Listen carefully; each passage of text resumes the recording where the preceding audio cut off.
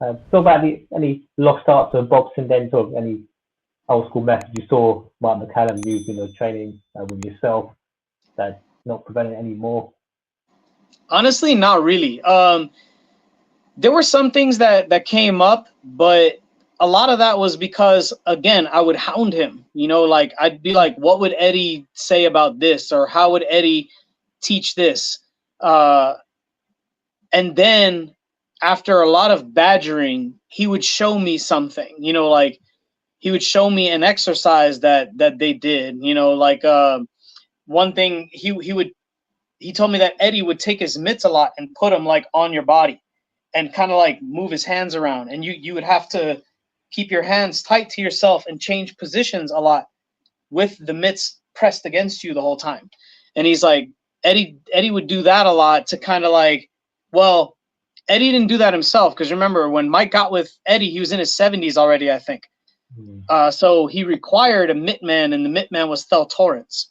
So Thel would do like a lot of that stuff with Eddie, guiding and like showing Mike, like what positions he wanted him in. Or he showed me one with a towel. Some guys have done something like this now, where they like, he'd have like a circle on the ground, and you stand in the circle, and he's swinging a towel at you, and you're just doing head movement and like not letting the towel touch you. He showed me some stuff like that, but again, like those things were very few and far between. Honestly, the three professional coaches that I trained with, which were Richie Sandoval, Mike McCallum, and Murky Sosa, I trained with a while too. Okay, so Paul Roy Jones Jr. did he? Yes. Yeah, and Michael Nunn. They had different ways of doing mitts and certain different philosophies about how to approach fighting. But outside of that, the gym workouts weren't very different from each other. It wasn't until I met Dadi that things really started to change, because again, he showed me a lot of the Soviet ways of training fighters. And by that, I mean, I don't mean necessarily how they throw a jab or how they throw a right hand. What I mean is how they develop the ability to complete the tasks that you're asking. Like a lot of partner drilling, partnered shadowboxing, like a lot of things where the fighters are working with each other, as opposed to being so focused on the coach. And gym exercises that seem silly but are meant to develop like one specific thing, like stuff like that. When I met him, that's when I started like really building a program that started to look different from all the other trainers at Johnny Tokos. Like, and I got, honestly, like, to be 100%, I got ridiculed for it a lot in the beginning. And I think a lot of the reason why I got ridiculed for it is because here's the truth. Guys like Mike and Murky knew these methods, because again, they both had heavy Cuban influence in their amateur coaching. So when my fighters would be in the ring, like shadowboxing with each other or playing different versions of tag, where like, they tap each other's foreheads, and like as the other one tries to tap the forehead, they move out, they try to move out of the way. Just little things to develop focus and reflexes, things like that, or a sense of timing and a sense of rhythm. Or Sharif Bogera from Uganda, I trained with him under Mike. Like we both were training with Mike at the same time, and his version of what I refer to as ring tag, you tag here, like you tag the collarbone, so that when somebody tries to touch you, you can pull and get your upper body out of the way, or you can deflect. If they don't actually touch the collarbone, then you don't change, who's it.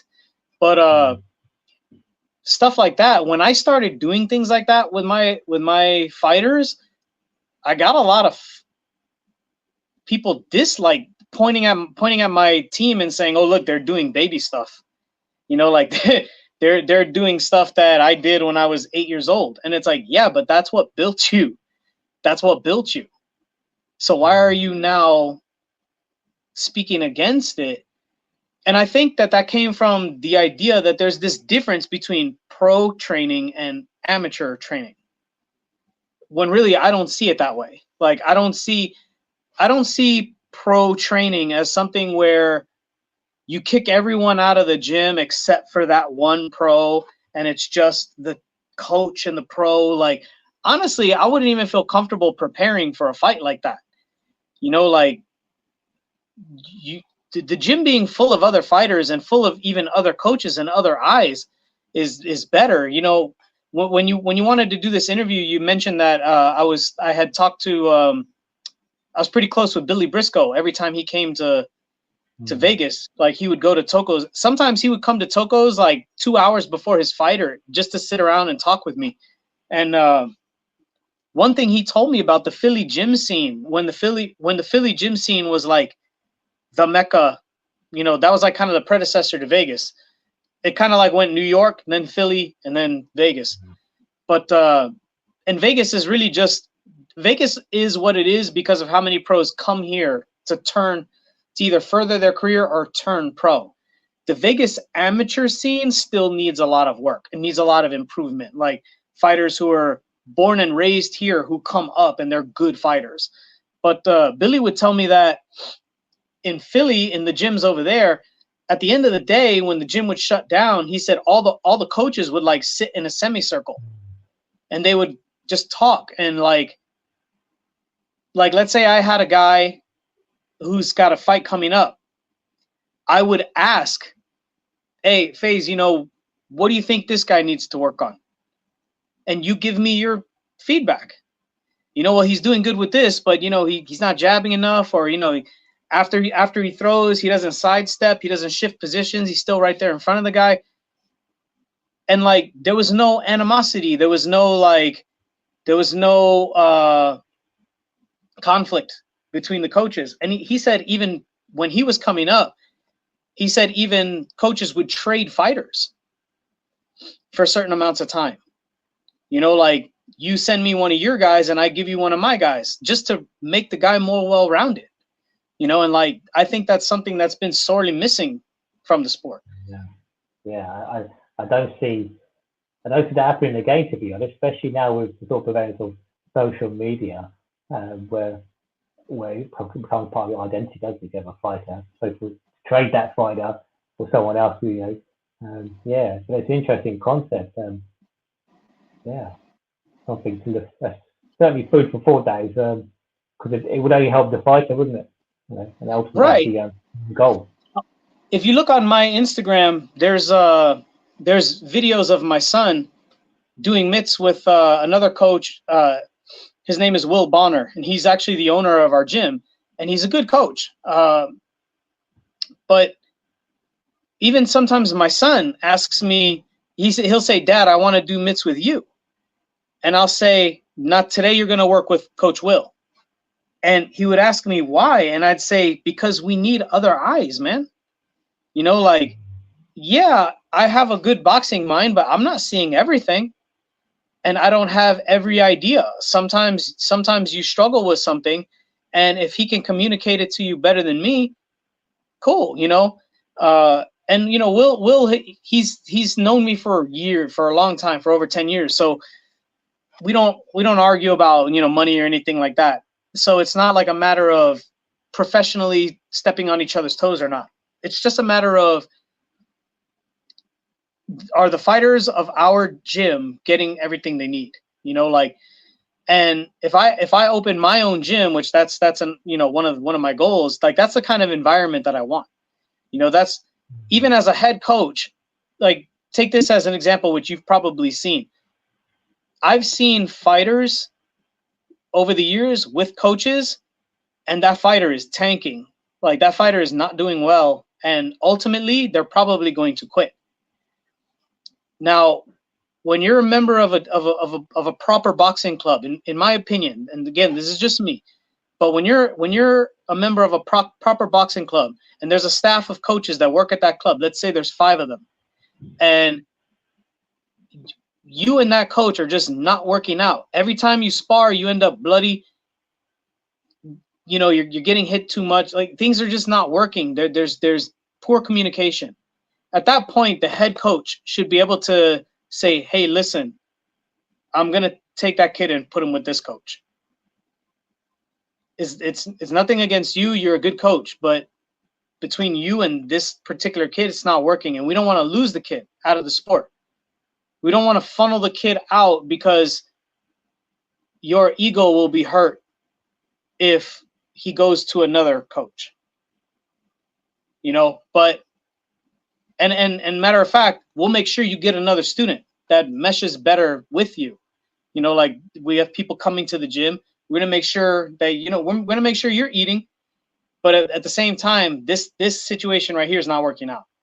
You know, like over the years, I've done that myself a few times where I had, when Arthur Williams was still alive, like I was training a kid for a couple of years, and there was just always an impasse of communication. And over time, I realized that what he wanted from me was more like what Arthur offered.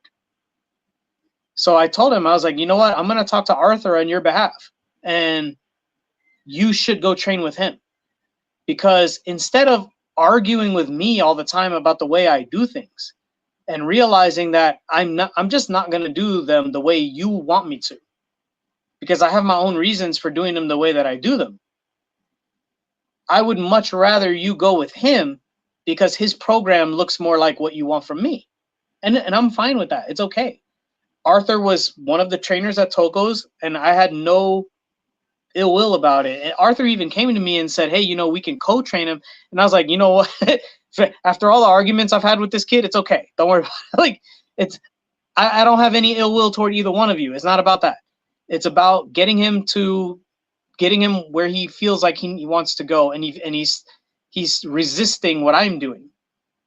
So I would much rather make a move like that. And for the betterment of the sport and the betterment of the athletes, we should be able to do that. You know, we should be able to do that without everybody worrying about where the money's going. Yeah, it's interesting. I mean, I have two sons. One was an amateur boxer, doesn't compete anymore. And the other one is an amateur boxer, and both of them I've sent to more experienced trainers than myself, to sort of help them, and it has helped because they've both been successful. So yeah, that's a good point as well. But training southpaws, I understand you are a southpaw. Yes. So how do you approach training southpaw fighters differently from orthodox fighters? And are there any specific techniques or strategies you emphasize? I mean, I've noticed, you know, this amateur scene especially, the southpaws are just dominating in our in our organisation. You know, there are guys that are now thinking of learning to box southpaw, you know, orthodox fighters, to help them in the amateur scene. So tell us more about the southpaw strategies and southpaw advantages. So that's a great question, because I am a southpaw, and often I get southpaw fighters tell me, you're the first southpaw coach I've ever had. And like, most southpaw fighters are trained by orthodox coaches, but the true secret behind it is no secret at all. There's no difference. I don't train them any different. I have about 5 southpaws right now. My son is a southpaw, and I don't make a big deal about whether they're southpaw or orthodox. The principles are the same. You still have to be able to set distance. You still have to be able to set a jab. You still have to know the best position to throw your rear hand from. You still have to know the best positions and the right distance to throw power shots with the lead hand from. All of those core principles are the same. The only difference is that southpaw orthodox, the lead hands tend to bump into each other. There can be collisions. It's easier to collide with each other. If I were to say the number one thing I do different is I don't buy into that philosophy that southpaws always have to move right. In fact, I have a video on YouTube where I discuss that, and the guy that I'm working with in that video is from the UK. His coach is a guy named Al Osta, and yes. Yeah, so Al had his guy come to Toko's, and his guy is a southpaw. I think he was fighting he was training to fight a southpaw. I think he's Orthodox. And I'm explaining in the video why only moving one direction is not a great idea. The way I tell my fighters is, if you only move one way, then I always know where you're going. You know what I mean? Like, you're giving me a strategic advantage because you're only ever going to step to your if they're Orthodox against me, they're always going to step to their left. And if they're always stepping to their left, and then here's the thing with me, my hardest punch was not my straight left. My hardest punch was my right hook. So why are you going to always walk into that one? You know, it's like, it doesn't make sense. So the number one principle that at the fundamental level that I teach that's different is that you have to be able to move both directions. It doesn't matter who you're fighting. If you're fighting an Orthodox fighter or a southpaw fighter, you have to be able to step left or step right. I think Eddie Fudge used to say as well, maybe it was Georgie Benton. Maybe George Benton got Eddie Fudge, but he referred to fighting in semicircles. So in both directions, yeah, and you keep turning, turning your opponent. Yes. Yeah, because we also had a user question asking about any old school southpaw tactics not widely taught or utilized. Is that something you see at all? Or don't see? Not necessarily. Again, like I don't get hung up on what stance they are. You know, like I don't get hung up on what stance they are because the core principles are the same. And again, like I'm also like this with inside fighting versus outside fighting. Like a lot of people nowadays say that inside fighting is a lost art, but that's only because they don't realize that the principles of inside fighting are the same as the principles of outside fighting. Like just because you're inside doesn't mean you should just be bombing circular punches the whole time. You should be able to fight inside and throw little straight ones. You know, if you're inside, you should be slipping and then shifting the same as if you're on the outside. You just have less time and less space to do it, but you should be doing the same things. So with Orthodox southpaw, it's the same ideology. Like if I'm a southpaw, I'm boxing you, I'm gonna set my jab. I'm gonna set my jab because I want to tell you what distance I want to operate at. You know, like I'm gonna communicate that to you, or I'm gonna be lying to you about that. Maybe I'm setting my jab too far because I want you to step in. You know, something like that. But I'm gonna be using the right hand, which Orthodox versus southpaw, almost 90% of the time, one of those two is gonna abandon their jab almost immediately because they're gonna get very frustrated again at like the bumping of the hands. I tell my fighters, don't get involved in a lot of like lead hand play. Like don't do too much of this tapping and playing with the lead hand because you're working that hand, but you're not doing offense or defense. You're doing like a precursor, like you're flirting. You know, you're flirting with their hand in hopes to do something else. So you're adding an extra step. I tell them if you're going to throw a jab, throw a jab. Now we can work on the angle. Like if you have to come in a little underneath to go, you know, under their hand or come at a different angle to go over their hand, but you should still be using the lead hand the way, you know, the way a jab needs to be used. And then again, you know, like semicircle stepping both ways. Like don't only go left. What if the guy's not looking for his right hand? What if he's looking? Can you imagine being a southpaw and only stepping to your right against Joe Frazier? You're running into that left hook. Like it doesn't, you know what I'm saying? Like it's a nonsensical ideology. So, but the core principle is adaptivity, is being able to read the opponent and make adjustments. Like I don't like my fighters to be like rigid, to have like rigid ideologies about what they're going to do, if that makes sense. Yeah, and fighting is dynamic and things change. You've got to be able to think on your feet. And I think Billy Briscoe mentioned as well. You know, fighting is a series of questions and answers. Whoever asks the most questions, whoever answers the most questions wins the fight. So you've got to be able to adapt. Yeah. Absolutely. Controlled chaos. Yeah, exactly. Yeah. So about the lost arts of boxing, you mentioned the inside fighting. Some people say the lost art of boxing nowadays. Any other lost arts of boxers? Yeah, lost arts of boxing you can think of? Things you don't see nowadays. Maybe something Mike McCallum did you don't see often used. I know you mentioned in that interview Mike McCallum with the angled fist, the knuckle. That's something Yes, you yeah, watched up. aiming the yeah, proper fist formation is definitely something that's fairly lost, and like I don't do it as I don't focus on it as much as I did when I first started coaching. It's something I kind of arm them with later on, because nowadays when I begin a student, I'm more focused on their body's ability to hold position, because and that's another thing is holding position. Like nowadays, does anybody even have really a stance? You see so many fighters who have like wacky stances that's not really a stance at all. And one of the reasons why that's important to me, so when people ask me like, who do I watch? Like, who do I study? I don't watch boxing a lot. I don't know why, but nowadays making me watch a fight is as effective as giving me a Valium. I'll be asleep in 2 rounds. Like, I don't know why. I think just too much boxing on the brain for as much as I'm in the gym and as much as I think about it with my own fighters. I'm in the same position, to be honest. I struggle to watch a lot of these recent new fighters, apart from the big fights, because I tend to watch more of the old school fights anyway. But yeah, I know what you're saying, that you're in the gym all day and come home to watch more. Sometimes it can. Yes. I'll follow, like I immediately I start losing it, like I'll start nodding off.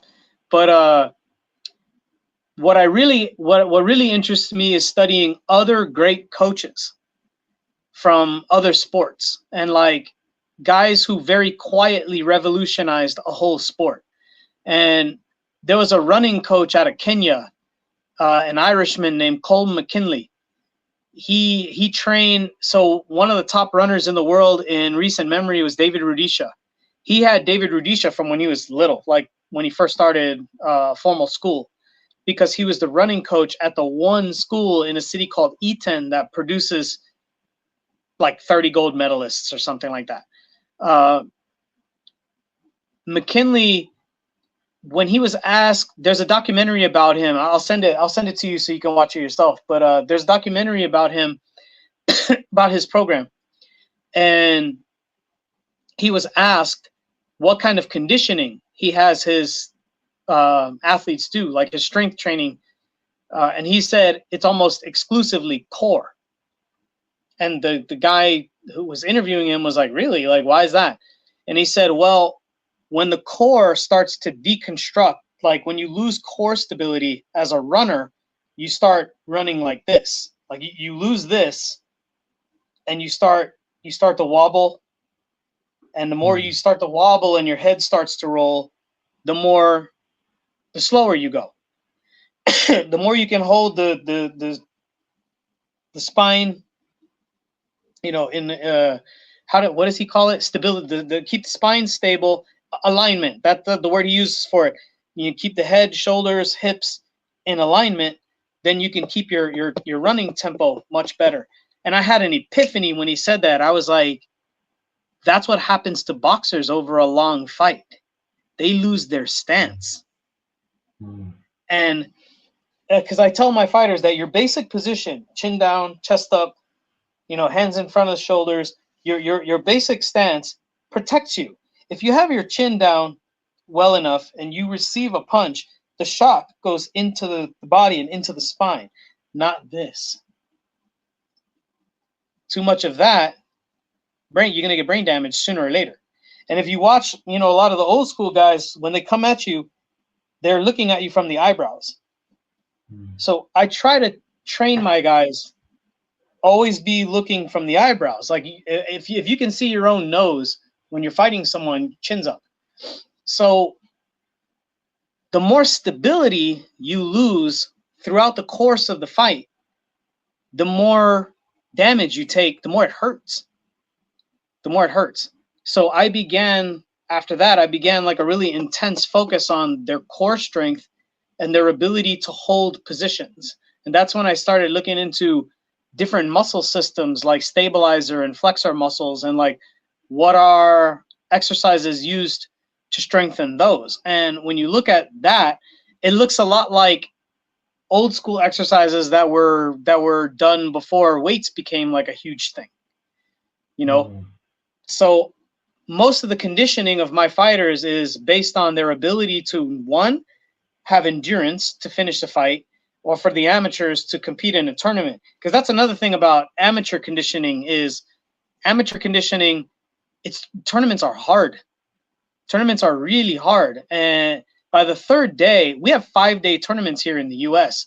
And I mean, I'm sure over there as well, but the national level tournaments are 5-day tournaments. So how do you feel on day 3? You know, on day 3, your body's pretty much done boxing. And then day 4 and day 5, you might be fighting the best guys you're going to come across. Day 4 and day 5, you're fighting the national champion. You know, you're fighting the number 1 guy in the division. So you're physically most vulnerable, and you're in there against the most dangerous opponent. So how do you prepare them for that? And that's when I put like a lot of time and effort into their ability to hold position, their ability to make subtle movements. When you say a lost art, defense without running around the ring, like being able to move defensively, but in one step, like only moving just far enough to get out of the way, as opposed to the instinct of taking one step back and then taking another step back. You know, like trying to completely disengage. Like I try to teach my students the difference between fully disengaging and stepping back for the purposes of counterpunching, because that's, if you disengage, you can't counterpunch. So those are just a couple of little things that I focus on. Yeah, very interesting. I mean, I know there was a coach I brought in for the British cycling team. I'm not sure if you heard about that one, but he made some very minor changes, but they made they turned the cycle team around from being one of the worst to the best in the world, because they look for those things, don't they? Yeah, I would love to know more. Like that kind of thing that you just said totally fascinates me. Like that, those are the guys that I learn the most from. Like those are the people I will completely dig into that. So I mentioned my friend Sharif Bogera from Uganda.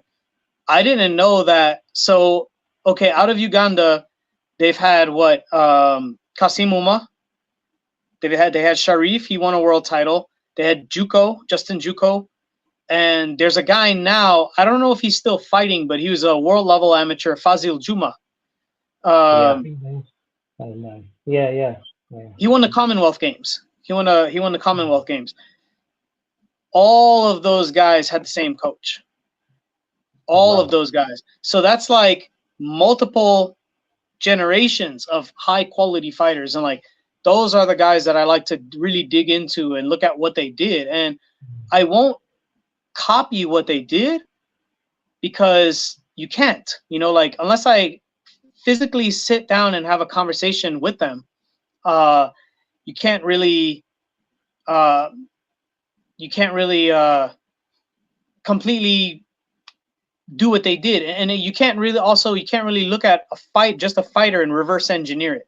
You have to get a hold of it's weird, but you have to find interviews of them, or interviews of people who trained under them, and then like listen to what they had to say. Roy Jones Sr. You know, one thing I say about Roy Jones Sr. is that he should have been the American version of Brendan Ingle, because what he was doing was so different and outlandish compared to what other trainers were doing of the day. Roy Jr. didn't look like anyone. He didn't look like anyone or anything. The principles that Roy Sr. focused on in development of his fighters were just completely off the beaten path of boxing at the time, but they were effective. And I always say that had it not been for Roy Jr.'s prominence in the sport, and then that they had a conflict, and Roy Jr. essentially buried his dad in the media, that Roy Sr. would have been much, much, much more prominent over here, and he would have been our version of Brendan. because he trained 4 world champions. Like he had Arthur Williams, he had Roy Jr., he had Vince Phillips. Vince Phillips beat Kostya Tszyu. Vince Phillips beat Kostya Tszyu in Tszyu's prime. How did he do that? Because he boxed in a way that Kostya had never come across. Like he had never seen it before. And Roy Sr. also had, like, I don't know, maybe like 15 national or Olympic level amateurs. I love looking at guys like that and looking at what they did and finding like just like little morsels of wisdom. The one thing I was told about Royce, that Arthur, because when Arthur was alive, I used to ask him a lot about what it was like training with Big Roy. He told me that Big Roy never used a round clock. Can you imagine? The gym never used a round clock. He said for every time they sparred, he only used a stopwatch, and he would call the stop and start of the round. And a lot of times he would stop or start it either right before or right after something big would happen. And when I thought about that, I was like, I wonder, why is that? And then the more I thought about it, I started to realize that it was more of, he wanted the fighters to hold on to the moment where they did something right, or to be able to ponder and discuss the moment where everything went wrong. And I was like, wow, that's very unique. Like, I'd never heard of that before.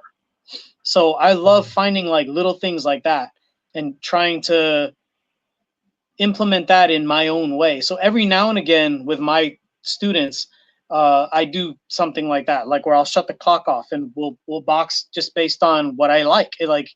Or if they do something good, especially if I see that they recognize that they did something good, and especially if it's a kid who doesn't have a bunch of confidence. Like if you think about it, like if they're unconfident, but because you know, sometimes like the unconfident, clumsy,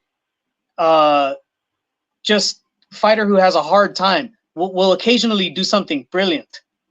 Like occasionally they'll have this moment of levity where they land a big punch on a much more experienced guy. And then imagine now you have a stopwatch and you're like, stop, okay, you two get out.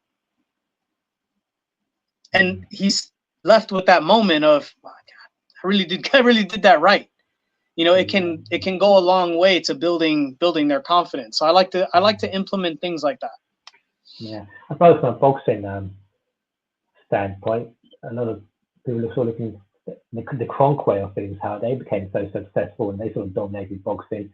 And they were similar to what you said. They had a lot of different coaches, and they had Bill Miller there, Emmanuel Stewart, and a few others. I know I interviewed Arthur Palak, who was from the Kronk gym, and was the Kronk gym, and he mentioned the melting pot of coaches they had there. So it goes back to what you were saying about almost trading fighters. So there's always more than one viewpoint, and there's always one coach who you could work with for a particular type of boxing or particular style of boxing. So it's that great melting pot, which we perhaps don't see that as much now in boxing gyms. But yeah, it's interesting how Kronk would have how they dominated and what their sort of methodology was. Okay, so what are your overarching philosophies when it comes to training fighters? How do you balance the traditional? We already just touched on some of it, by the old school methods and the new school methods, so to speak. So what would you really call your sort of philosophy of boxing? What's the sort of Cuban influence as well? You've been trained by McCallum, who had linked to on the old school trainers. So what's your sort of philosophy of boxing then? How do you describe it? Like I said, I like to think of myself as like a hybrid, like old school principles, but in the modern era. And I do like when you discuss like what you were just saying about gyms having multiple coaches and everybody being on the same page. The number one reason that I think that should be a thing, that should be a goal of any gym, is to have a comprehensive staff who all work well together, is mainly because coaches should always be learning too. Like, I feel like the moment I stop learning is the moment I start failing my fighters. So I'm constantly, my program doesn't look the same as it did 10 years ago, you know, and it shouldn't. If it does, something's wrong. I don't feel like I've figured everything out. You know, like, to me, that's like the greatest insult to my athlete is to sell them the idea that I know everything. I'm not going to sell you the idea that I know everything. I'm going to sell you the idea that I'm good at problem solving and that I'm good at learning as well. And then for the fighters themselves, I don't want to sound too cliche or too much like a fortune cookie, but really the physical part is the easy part. Like learning how to box physically should be as easy as learning how to dance or how to play literally any other sport. If you're in a gym long enough, you're gonna look like you know how to box. Like you're gonna look like you know how to throw a jab, throw a right hand, throw a hook, how to slip, how to sidestep. You're gonna know all that stuff. However, knowing how to do all that and knowing how to fight are two different things. Knowing how to fight is very visceral. It's very cathartic. It can make or break you as a person in terms of your confidence. And my core philosophy, again, like not to sound too much like a fortune cookie, is that you're going to learn to be a better person overall. Like if you are the same version of yourself when you first came to me as when you left, then I have failed. Then I didn't teach you anything. I didn't open your mind. It's really about that, because here's the truth of the matter. Guys like you and me, let's say we do get what we want, right? Let's say I get you get 3 world champions, I get 3 world champions, they all fight. Let's say we get the beautiful opportunity to see each other on a DAZN fight card on a Saturday night. Your 3 guys are fighting, my 3 guys are fighting, or my 2 guys and 1 girl, or your 2 girls and 1, it doesn't matter, right? Does that really change our lives at all? Like if we get there. I often think about that. So, you know, what is the end goal? It's like, yeah, you reach that goal, and then what? Yeah. Where would you? Let's say that happened. Let's say that happened. Let's say Saturday night, you had, because you know what? I know a coach who this just happened to, and his name is Ismail Salas. Their gym is located in the same parking lot as my gym. We have a very good working relationship. On Saturday, Salas had 3 fighters fight on that the Tank and Martin card, right? He had a guy, Pollo, I think was his name, something like that. And then he had Carlos Adames, who one of my guys was a sparring partner for. And another guy, all fought on that card. Today, Monday, where do you think Salas is? He's back in the gym. He's at the gym.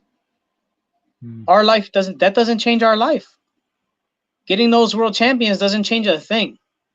The way I describe, He's trained Vigandao as well. Salas trained Vigandao. Yeah. Yes, he had him. Yeah. It doesn't change anything. Like, and I tell my students that I'm like, you know, if we were in prison, you guys are like the guys doing 10 to 15. Like you want to do your 10, 15 years, make your money, go through what you need to go through, and get out. I'm a lifer. I'm probably going to be here till I'm dead. So no matter how many millions you make, it's not going to change my life. I still have to come to the gym on Monday. So that's when I realized that chasing glory, chasing titles, chasing fame is not my purpose. What I came to realize is that I don't want to be that coach that 20 years from now, when I'm winding down, hopefully, when I'm winding down, I don't want anyone coming to me telling me that they saw a former student of mine sleeping in a park or in prison. So my main focus is helping them be better people and doing that through the core principles of boxing, which are like confronting yourself. In that ring, you can't run. Well, you can run, but you can't hide. That's a famous Joe Louis quote. But you cannot avoid your problems, you know, like, and I tell my guys, I tend to say this to them when we're standing outside the ring. I tell them, listen, who you are right here goes in there with you. you're not magically Superman the moment you step through the ropes. Whatever weaknesses you have standing here on this floor, go in that ring with you. And what you better hope for is that you don't have a coach on the other side of that ring who's like me, who's going to eyeball you and study you until I see that weakness. Because the moment I see it, I'm going to tell my guy what to do to exploit it. And being as we don't want that, we have to prepare for that ourselves. We are going to approach every fight like the coach is as smart as I am or smarter. Like, I want that challenge. Like, as a coach, I myself want that challenge. Like, I can tell you which coaches have victories against me. I'll never forget because I've learned so much from them. You know, Gil Martinez has a bunch of victories against me in amateur fights. There was another coach at Toko's who ended up moving to Richard Steele has a gym here. He ended up moving there, and he's 3-0 against me. Over time. I don't think he's still coaching anymore, which is kind of, a shame because I'd like to try to get that back. But at the same time, he's a great friend. Like, that guy changed my mitt work. Like, I don't do mitt work in a standard manner because of him, because I would watch his mitt work and I was baffled. Like, I was completely confused as to how he did, why he was doing it the way he was doing it. And then when he explained it, it made so much sense. It totally changed the way I do mitts, which I don't do very much at all. Like, I already didn't do mitts that much as it is. We do more partner drilling than we do mitt work in my program. But so the overarching philosophy is to mature, essentially. Like, when it comes down to it, that's the end game, is to equip them with this skill, which I consider it a vocational skill. Like, I tell them, I'm like, learning how to box is like learning how to weld. Like, you don't have to be a welder for the rest of your life, but if you know how to weld, it can certainly help you out. So I'm giving them a vocational skill, and then I'm developing them as people to make the end game is that they learn how to make good decisions. Like, at the end of the day, that's what it comes down to. So what about for boxing trainers then? What would be your advice for aspiring trainers? Learn as much as you can. Like, learn as much as you can. I can't say that enough. Our sport is plagued by Insta coaches, and I don't mean Instagram. I mean, like, instant. Like, I don't know what amateur credentialing is like over there, but here it's very easy. Like, it's very easy to become a registered coach as an amateur coach. You don't have to know a lot about boxing. USA Boxing does provide learning resources for coaches who do want to learn more, but it's voluntary. If you can pass their test and pay their fee and pass a background check, well, now you're a licensed amateur coach. And then I don't know if it's the same phenomena over there as over here, but we have like a daddy coaching phenomena here, where there's like a dad who never fought, who's the primary coach of his son. And sometimes that works and sometimes it doesn't. But it became like a really prevalent thing where I met parents who I met dads, like I think I've only ever met one mom who trained her son, but dads who train their kids who were like, I didn't like any coaches I met, so I became his coach. And I'm thinking, I don't know if that's like the right answer. You know what I mean? Like, because what's your experience? Like, what are you basing this on? Like, would you do that in any other industry? Like, would you do that if your son was learning to be a mechanic? Like, would you, if you didn't like the mechanic and the instructor for being a mechanic, would you then say you're going to teach him how to be a mechanic if you've never fixed a car? Like, it seems absurd, but it happens. So this is not coaches such as Danny Garcia's dad teaching him, or Devin Haney's dad, Tifa Lopez's dad, who's sons that go on to become world champions. You're saying this is happening commonly in amateur clubs yeah, it's more than that. Yeah, like those are the exceptions. Like most of the time that I see that, it has not, the result is not that. You know, like those are examples. And Bill Haney kind of like guided Devin's career, like in terms of, but Devin had a lot of coaches over time. Like it's not like Bill was like, I won't put him with anybody else. No, Devin had the opportunity to learn from numerous people, you know, like who had a lot of great experience. Mike was with him for a while. Mike was with him for a couple of years. So yes, he was. Yeah. Worked together, didn't they? Quite a few coaches that sort of worked together with Devin Haney. Right. So I'm more talking about like the living vicariously type, you know, like who then become possessive and controlling. And a lot I've seen kids get hurt, you know, from that. Not that there aren't kids that get hurt anyway, but I've seen that have bad results. But when I was asked to coach at Toko's by a couple of guys whose coach wasn't really paying attention to them, before I became like, at first I wasn't even like really coaching them. I was just kind of like allowing them to work out with me and just showing them stuff. But when it came time for me to actually become a coach and corner people, I did essentially an apprenticeship, because at some point the owner of the gym told me, hey, listen, I want you to go to every amateur show, because we've never had a representative present at every single amateur show. So I want you to go to every amateur show, and you're in charge of making sure that the fighters have everything they need. And in fact, in my opinion, every gym, the gym manager, this should be part of their job. This should be part of their duties, which is like, if there's an amateur show at another club, okay, you have your club representative there. It doesn't all need to be on the head of one coach or two coaches. We can do that, but at the same time, it's good if there's someone who's not necessarily a coach, because as a coach, we're thinking about our athletes. You know, like we're focused on, did that guy bring his headgear?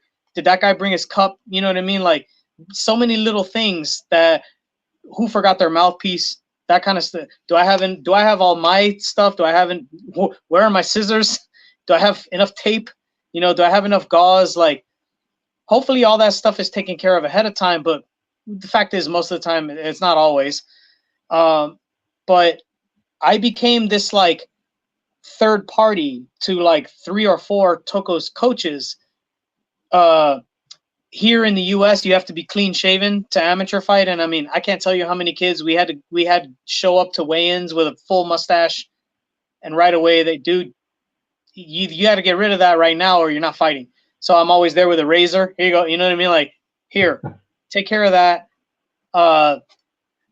Lou, I forgot my book. I left it at the gym. Nope, it's right here. I have it. You know, like that. I was that guy for a couple of years. And then it got to the point where during that time, like after like the first couple times I went to an amateur club like that, I realized that most of the coaches didn't have someone in the corner with them.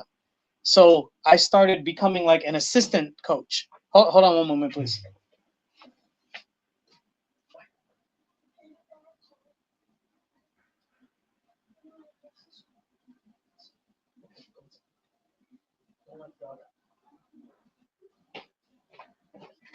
Sorry, my son wanted to ask me a question. No problem. Yeah, so when I cornered with the coaches at the gym, I learned a lot. And I started to become better at it. And then I don't know if you've ever had this or seen this happen at club shows, but sometimes the coach wouldn't show up. Like every now and again, the coach wouldn't make it. So next thing I know, I'm the corner. You're like, I'm cornering the guy. You know, like I know the kid because I'm the manager of the gym, but now I'm cornering him. And it was around that time that my wife now, back then we were just dating, and other fighters around the gym, they were like, why don't you just do this? You know, why don't you just coach? Why don't you just become that? But had I gone straight into it, straight from being a fighter, I don't think I would have been as good had I not done that 2 years where I was just learning from everybody. Because fighters tend to be a bit self-absorbed. Different skill, isn't it? Coaching, fighting. Yes.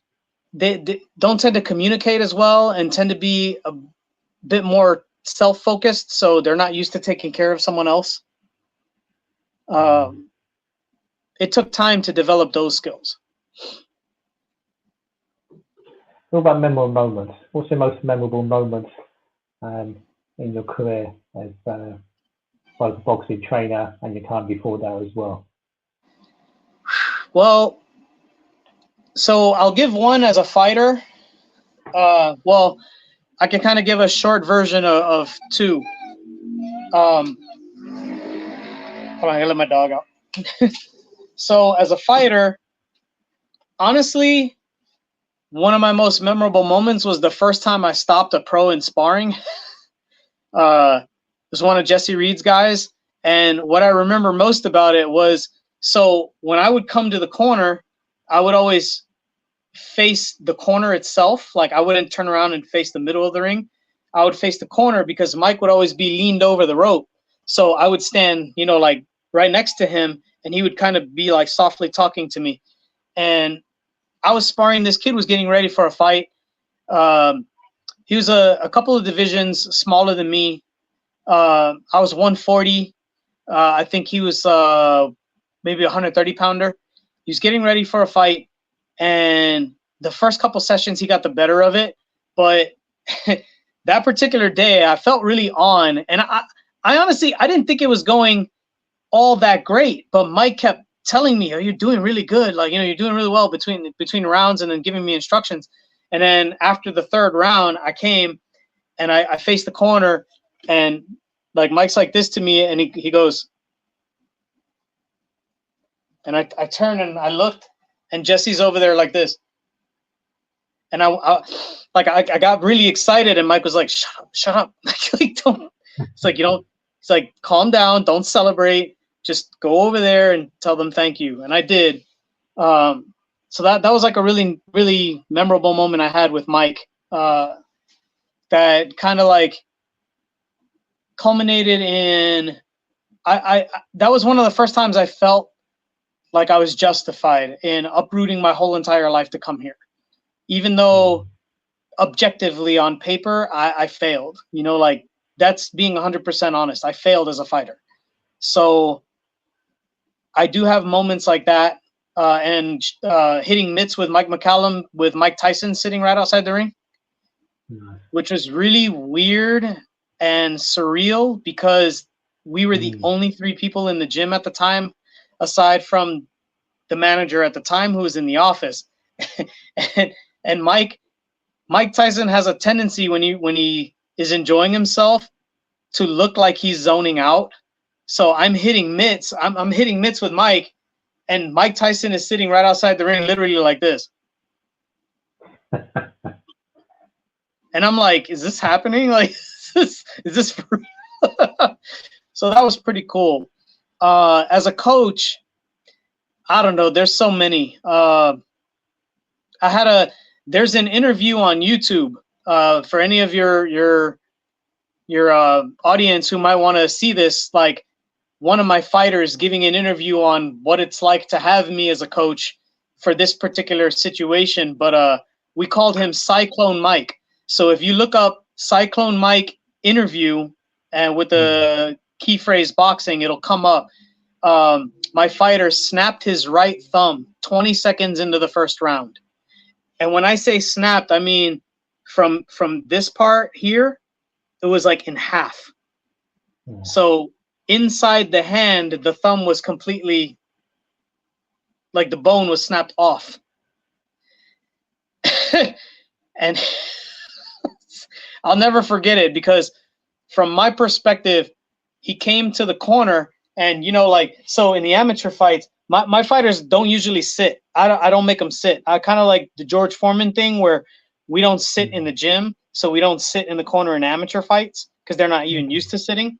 So he comes to the corner and he puts his arms up and he goes, "Broke my hand." And I was like, "What?" "Broke my hand." And I was like, are you sure?" And he went, "Pretty fucking sure." And I said, "You use the other one?" And he was like, and he said, "Okay." That was in between the first and second round. Not only did he win that fight, he dominated that fight. Now, it's just a preliminary amateur fight. It didn't mean anything. It didn't mean anything significant. But the fact that he didn't even question whether or not he wanted to continue, and in the interview where he's discussing this, he said, "It didn't even cross my mind that I would lose." Like, I felt so good and so confident that day that, and after what I did in the first round, it didn't enter my mind. Like, the possibility that I would even lose the fight just wasn't there. I just had to fight different. Like, I just had to do things that I wasn't quite used to, but still had the ability to do. This was a guy who, I don't know if you've ever trained this kind of fighter, but he was hyper aggressive. And the moment he starts throwing an overhand right, he's not going to stop. That's what broke his hand, was throwing the overhand. And the other guy went like this. So his thumb like bashed on the top of the guy's head and broke the bone in half. So, and the funny thing is, feedback from my other fighters, because there were like 5 of my fighters in the audience. One of them, who knew him very well, like, he's watching the second round happen and he goes, "Hey guys, Mike's jabbing, something's wrong." Because this was the type of guy who doesn't jab. And he said, "Hey, he just threw a jab and 3 hooks. I think his right hand is hurt." So even outside the ring, my guys could tell that something was wrong with him. And he's still like, he completely dominated that fight. I was so proud of him. It's little moments like that, like it's little things like that that make this worthwhile. Seeing my son get his first victory, and how he's developing this sport, giving me the opportunity to be the kind of father I never had. Like, those are like, because I'll be honest, I'll be perfectly honest with you. The last 2 years has been very difficult for me. Financially, like right now we're in the middle of moving, like we have to leave this house. There's just been a lot of stuff going on. And it happened at the time when my 3rd son was born. So like, we're welcoming a new life. And then there's, all this coming out of the pandemic, we lost all that time. But there were moments where I was considering quitting, where I was going to resolve to, I applied for the school district here to be a PE coach, like, cause they start out at $50K a year. So I was considering doing that and resolving to just being a school PE coach during the day, because I'm kind of overqualified for that position, and going to the gym in the evening and only training my son. But these kids, like these students, like, they're the ones that keep me doing this, like seeing the impact it has on their lives. And I'll give you something I read about Terrence Crawford's coach, because he had a coach. Why I'm forgetting his name right now. I don't know why. It'll pop into my head probably. But Bomac. No, not Bomac. Before him, there was one out of that gym that had the biggest influence on Terrence, who died. I think not long after he won the title. I think he was alive to see him win the title at 140, but he passed away. I found an interview of his wife. It's hard to find information about him. And I found an interview where his wife was saying a few words after he had passed away. And she said, I thought that my husband did this, like, honestly, I just considered it silly. Like, he spent all this time in these sweaty gyms with these kids, you know, teaching little kids how to punch each other in the head. And like, I didn't think anything of it. And then when he died, I saw 40 grown men cry. She said, I've never seen 2 grown men cry at the same time. 40 grown men, a lot of them fighters, like battle-hardened men, weeping. And that's when it really hit me how important he was to the people that he did this with. And it's like, that kind of really put it into me that it's more about the impact we have on the students, you know, like that's what keeps me going. So every single moment I get with them it makes all of it worth it.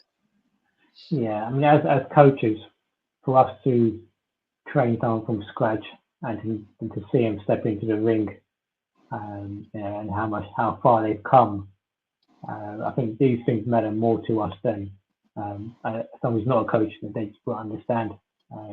If it is, you know, like you said, people grow up, and you're a big part of that, and you're a big part of their lives in the future, even when we're long gone.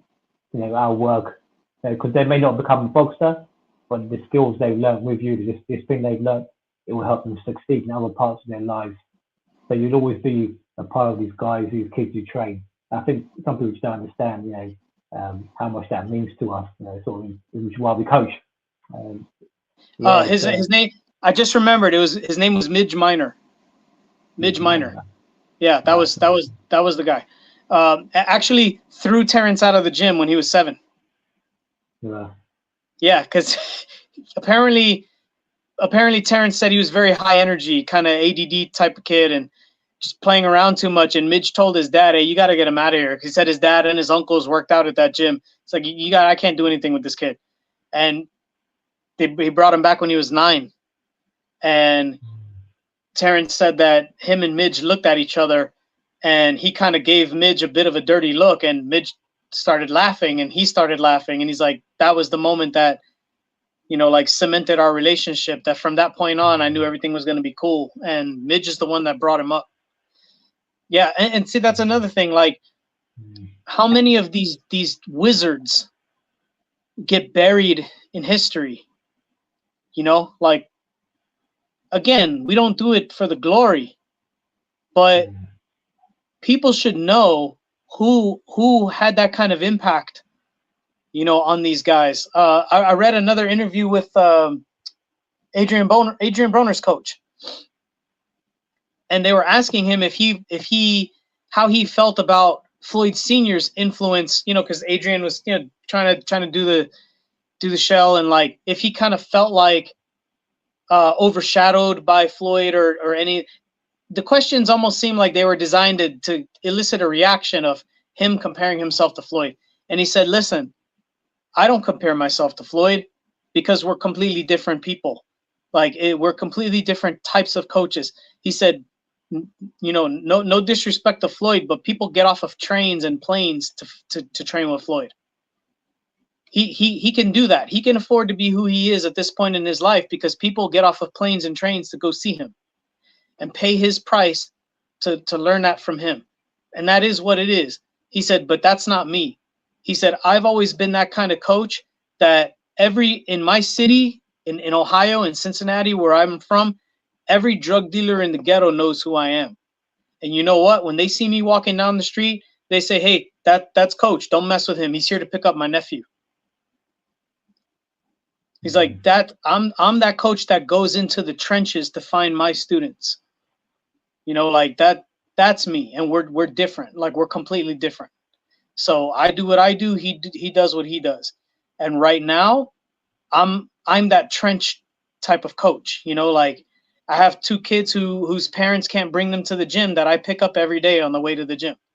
You know, like, I have a minivan, so I take my 3 sons, because I have to take my baby with me now, and pick up those 2 kids and go over to the gym. And the fact of the matter is, if I had a bigger vehicle, I'd probably pick up more, because I want to be able to do this for as many kids that need it. lot of unsung heroes in the sport, isn't there? Yeah. Great. Well, that's all the questions I've had for you. Is anything else you want to add? Um,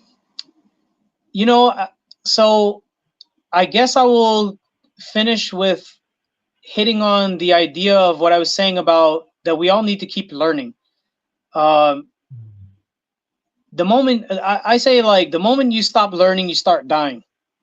So in the future, if I get to open a gym here, which is the end game goal, what I want to do over time is hold seminars and have guys like yourself come out and see in person how we do things, trade that knowledge, trade information, like have you spend a week or two in our gym where you can soak up everything. Like, I want our sport to grow like that. Like, I'm tired of a lot of the cattiness, like a lot of the you're trying to steal my guy. Like, I mean, it happens, and yeah, there's guys out there who do that. But to me, if somebody can actively seduce your fighter, you don't want that fighter. You know what I mean? Like, you don't want that guy. Like, if that guy is gonna jump ship at the first time someone whispers something sweet into his ear, you don't want that. To the fighters, also learn as much as you can. Learn with your coach. Like, if your coach is learning too, roll with it. Ask questions. Keep all lines of communication open. Like, my students know they can ask me almost anything. Like, no such thing as a bad question. Like, growing, learning together. We are part of something that's bigger than us. Like, we can only affect it for a period of time. The greatest can affect it kind of forever, but not always. I mean, there's gonna come a day where Eddie Futch's name stops being said. Like, may not be today, may not be tomorrow, but it's sure to happen. So instead of like I said, like, going back to what I call myself old school, I can't. Because I'm here. I'm here now.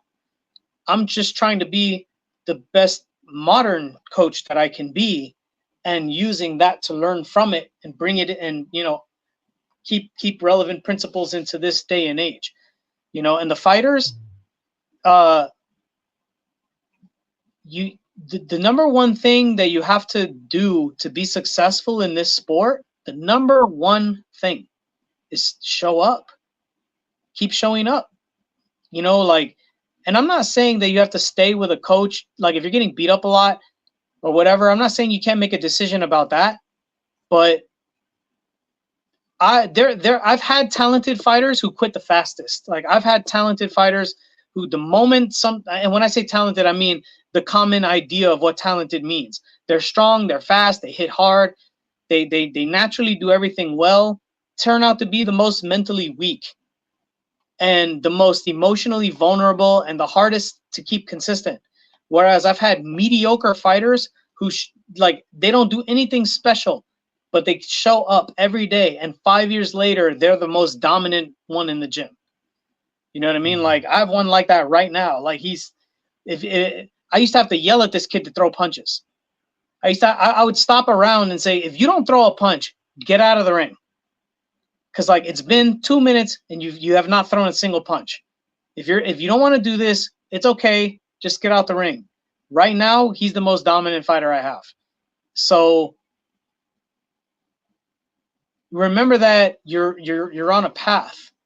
Like, the way I tell my guys is, being a good fighter is like, it's like we're driving on the highway to a certain city. Being a good fighter is that city, and we're on the way to that city. The only way to not eventually get there is to get off. If you get off the highway, then you can't get there. Or you can, but you might have to go. It might take you way longer than you need to. But keep learning, keep showing up. Those are the two most basic things I think it comes down to. Yeah, I mean, it's one of the reasons why I do this, why I interview coaches. It's because I learn every time as well. You learn from people with more experience than yourself that have been around great fighters. So for me, yeah, every time I speak to a coach like yourself, I learn, and that goes with what you're saying. You've got to keep learning, and now we're sharing the knowledge as well. You know, and getting people Absolutely. watching. But that's the best thing about it, isn't it?